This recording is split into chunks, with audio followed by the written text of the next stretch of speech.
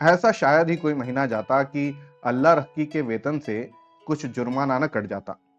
कभी कभी तो उसे 6 रुपए के 5 रुपए ही मिलते, लेकिन वह सब कुछ सहन करके भी सफाई के दरोगा मोहम्मद खैरात अली खां के चंगुल में कभी ना आती। खां साहब की मातहती में सैकड़ों मेहतरानियां थीं, किसी की भी तलब न कटती, किसी पर जुर्माना न होता, न डांट ही पड़ती। खां साहब नेक नाम थे, दयालु थे, मगर अल्लाह रखी उनके हाथों बराबर ताड़ना पाती रहती थी। वह कामचोर नहीं थी, बेअदब नहीं थी, फूहड़ नहीं थी, बदसूरत भी नहीं थी। पहर रात को इस ठंड के दिनों में वह झाड़ू लेकर निकल जाती और 9 बजे तक एक चित्त होकर सड़क पर झाड़ू लगाती रहती। फिर भी उस पर जुर्माना हो जाता। उसका पति हुसैनी भी अवसर पाकर उसका काम कर देता, लेकिन अल्लाह रखी की किस्मत में जुर्माना देना था। तलब का दिन औरों के लिए हंसने का दिन था, अल्लाह रखी के लिए रोने का। उस दिन उसका मन जैसे सूली पर टंगा रहता, न जाने कितने पैसे कट जाएंगे। वह परीक्षा वाले छात्रों की तरह बार बार जुर्माना की रकम का तखमीना करती। उस दिन वह थक कर जरा दम लेने के लिए बैठ गई थी। उसी वक्त दरोगा जी अपने इक्के पर आ रहे थे। वह कितनी कहती रही, हुजूर अली, मैं फिर काम करूंगी, लेकिन उन्होंने एक ना सुनी थी। अपनी किताब में उसका नाम नोट कर लिया था। उसके कई दिन बाद फिर ऐसा ही हुआ। वह हलवाई से 1 पैसे के सेवड़े लेकर खा रही थी। उसी वक्त दरोगा न जाने किधर से निकल पड़ा था और फिर उसका नाम लिख लिया गया था। न जाने कहां छिपा रहता है। जरा भी सुस्ताने लगे कि भूत की तरह आकर खड़ा हो जाता है। नाम तो उसने 2 ही दिन लिखा था, पर जुर्माना कितना करता है अल्लाह जाने। 8 आने से बढ़कर 1 रुपया न हो जाए। वह सिर झुकाए वेतन लेने जाती और तखमीने से कुछ ज्यादा ही कटा हुआ पाती। कांपते हुए हाथों से रुपए लेकर आंखों में आंसू भरे लौट आती। किससे फरियाद करे? दरोगा के सामने उसकी सुनेगा कौन?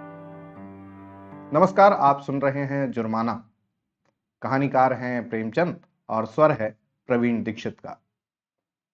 आज फिर वही तलब का दिन था। इस महीने में उसकी दूध पीती बच्ची को खांसी और ज्वर आने लगा था। ठंड भी खूब पड़ी थी। कुछ तो ठंड के मारे और कुछ लड़की के रोने चिल्लाने के कारण उसे रात रात भर जागना पड़ता था। कई दिन काम पर जाने में देर हो गई। दरोगा ने उसका नाम लिख लिया था। अब की आधे रुपए कट जाएंगे। आधे भी मिल जाएं तो गनीमत है। कौन जाने कितना कटा है।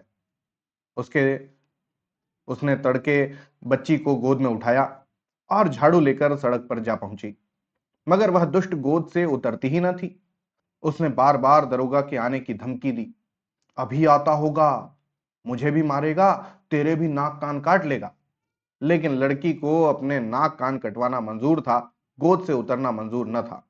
आखिर जब वह डराने धमकाने प्यार से पुचकारने किसी उपाय से न उतरी, तो अल्लाह रखी ने उसे गोद से उतार दिया और उसे रोती चिल्लाती छोड़कर झाड़ू लगाने लगी। मगर वह अभागिनी एक जगह बैठकर मन भर रोती भी तो न थी। अल्लाह रखी के पीछे लगी हुई बार बार उसकी साड़ी पकड़कर खींचती, उसकी टांग से लिपट जाती, फिर जमीन पर लौट जाती और एक क्षण में उठकर फिर रोने लगती। उसने झाड़ू तान कर कहा, चुप हो जा, नहीं तो झाड़ू से मारूंगी, जान निकल जाएगी। अभी दारोगा दड़ीजार आता होगा। पूरी धमकी मुंह से निकल भी न पाई थी कि दरोगा खैरात अली खां सामने आकर साइकिल से उतर पड़ा। अल्लाह रखी का रंग उड़ गया। कलेजा धक धक करने लगा। या मेरे अल्लाह, कहीं इसने सुन न लिया हो, मेरी आंखें फूट जाएं। सामने से आया और मैंने देखा नहीं। कौन जानता था आज पैर गाड़ी पर आ रहा है। रोज तो इक्के पर आता था। नाड़ियों में रक्त का दौड़ना बंद हो गया। झाड़ू हाथ में लिए निस्तब्ध खड़ी रह गई। दारोगा ने डांट कर कहा, काम करने चलती है तो एक पुचल्ला साथ ले जा लेती है, इसे घर पर क्यों नहीं छोड़ आई? अल्लाह रखा ने कातर स्वर में कहा, इसका जी अच्छा नहीं है हुजूर, घर पर किसके पास छोड़ आती? क्या हुआ है इसको? बुखार आता है हुजूर। और तू इसे यूं ही छोड़कर रुला रही है, मरेगी कि जिएगी? गोद में लिए लिए काम कैसे करूं हुजूर? छुट्टी क्यों नहीं ले लेती? तलब कट जाती हुजूर, गुजारा कैसे होता? इसे उठा ले और घर जा। हुसैनी लौट कर आए तो इधर झाड़ू लगाने के लिए भेज देना। अल्लाह रखी ने लड़की को उठा लिया और चलने को हुई। तब दरोगा ने पूछा, मुझे गाली क्यों दे रही थी? अल्लाह रखी की रही सही जान भी निकल गई। काटो तो लहू नहीं। थर थर कांपती बोली, नहीं हुजूर, मेरी आंखें फूट जाएं, जो तुमने को गाली दी हो। वह फूट फूट कर रोने लगी। संध्या समय हुसैनी और अल्लाह रखी दोनों तलब लेने चले। अल्लाह रखी बहुत उदास थी। हुसैनी ने सांत्वना दी, अरे तू इतनी उदास क्यों है? तलब ही ना कटेगी, काटने दे। अब की से तेरी जान की कसम खाता हूं, एक घूंट दारू या ताड़ी नहीं पीऊंगा। मैं डरती हूं बर्खास्त ना कर दे, मेरी जीभ जल जाए। कहां से कहां, अरे बर्खास्त कर देगा, कर दे, उसका अल्लाह भला करे। कहां तक रोएं? तुम मुझे नाहक ही लिए के चलते हो, सबकी सब हंसेंगी। बर्खास्त करेगा तो पूछूंगा नहीं, किस इल्जाम पर बर्खास्त करते हो? गाली देते किसी ने सुना? कोई अंधेर है? जिसे चाहे बर्खास्त कर दे, और कहीं सुनवाई न हुई तो पंचों से फरियाद करूंगा, चौधरी के दरवाजे पर सर पटक दूंगा। ऐसी ही एकता होती तो दरोगा इतना जुर्माना करने पाता? जितना बड़ा रोग होता है उतनी दवा होती है पगली। फिर भी अल्लाह रक्की का मन शांत न हुआ। मुख पर विषाद सा धुआं सा छाया हुआ था। दरोगा क्यों गाली सुनकर भी बिगड़ा नहीं? उसी वक्त उसे क्यों नहीं बर्खास्त कर दिया? यह उसकी समझ में न आता था। वह कुछ दयालु भी मालूम होता था। उसका रहस्य वह न समझ पाती थी। और जो चीज हमारी समझ में नहीं आती उसी से हम डरते हैं। केवल जुर्माना करना होता तो उसने किताब पर उसका नाम लिखा होता। उसको निकाल बाहर करने का निश्चय कर चुका है, तभी दयालु हो गया था। उसने सुना था कि जिन्हें फांसी दी जाती है उन्हें अंत समय खूब पूरी मिठाई खिलाई जाती है। जिससे मिलना चाहें उससे मिलने दिया जाता है। निश्चय बर्खास्त करेगा। म्यूनिसिपैलिटी का दफ्तर आ गया। हजारों मेहतरानियां जमा थीं, रंग बिरंग के कपड़े पहने, बनाव सिंगार किए। पान सिगरेट वाले भी आ गए थे, खोमचे वाले भी। पठानों का एक दल भी अपने असामियों से रुपए वसूली करने आ पहुंचा था। वे दोनों भी जाकर खड़े हो गए। वेतन बंटने लगा।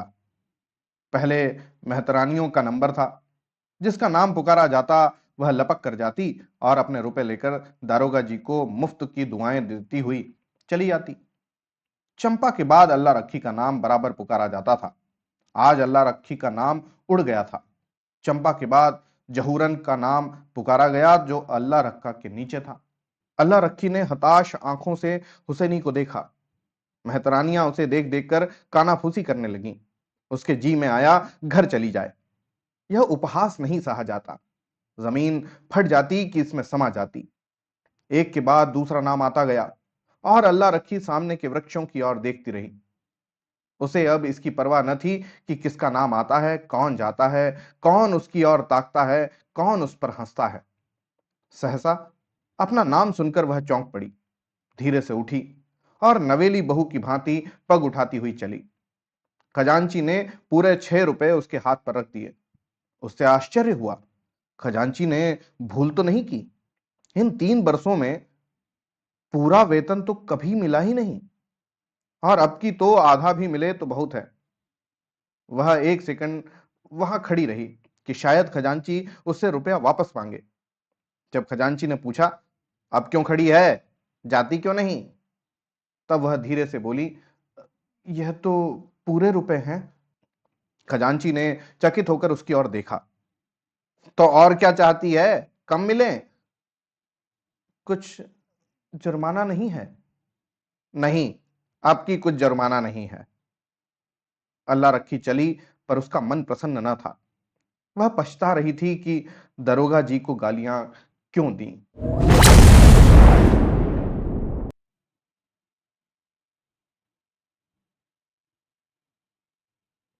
यह थी आज की कहानी, जुर्माना। किसी के मन की व्यथा को समझना प्रेमचंद ऐसी लेखनी चलाते हैं कि एकदम सजीव चित्रण कर देते हैं। आपको कहानी कैसी लगी जरूर बताइएगा। होगी अगली कहानी में मुलाकात, तब तक के लिए धन्यवाद और जय हिंद।